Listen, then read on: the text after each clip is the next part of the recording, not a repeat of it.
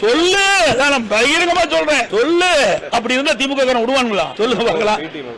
திமுக B team அப்படித்தான் சொல்லுவாங்க, வேற வழியே கிடையாது. இவரு ஜெயிலுக்கு போறது உறுதியாயிட்டது, மற்றவெல்லாம் குறை சொல்லிட்டு இருக்காரு. சொல்லையா, என்ன ரகசியம் சொல்லையா, உனக்கு தான் தெரிகிறீ, சொல்லு, மக்கள் தெரிஞ்சுக்கிட்டோம். இதெல்லாம் சொல்லுவாங்க கிராமத்துல, எறும்பு ஏறாப்பழம் ஓட்டுன்னு சொல்லுவாங்க. அப்படி கேட்கறவன் இருந்தா எறும்பு ஏறாப்பழம் ஓட்டுன்னு சொல்லுவாங்க. அது மாதிரி இதெல்லாம் பத்திரிகை ஊடகம் உங்களுக்கு தெரியாதா? அது மட்டும் இல்ல, பல வழக்குகள் அவர் இருக்காரு, பல வழக்குகள் அவர் சந்திச்சுட்டு இருக்காரு. அவர் விரைவில் பல வழக்குகள், ஒரு வழக்கு இல்ல பல வழக்குகள் அவர் போறது நிச்சயம். அனைத்து இந்திய அண்ணா திராவிட முன்னேற்ற கழகத்தை பொறுத்த வரைக்கும் இந்த ஓபிஎஸ்ல எவராலையும் அழிக்க முடியாது.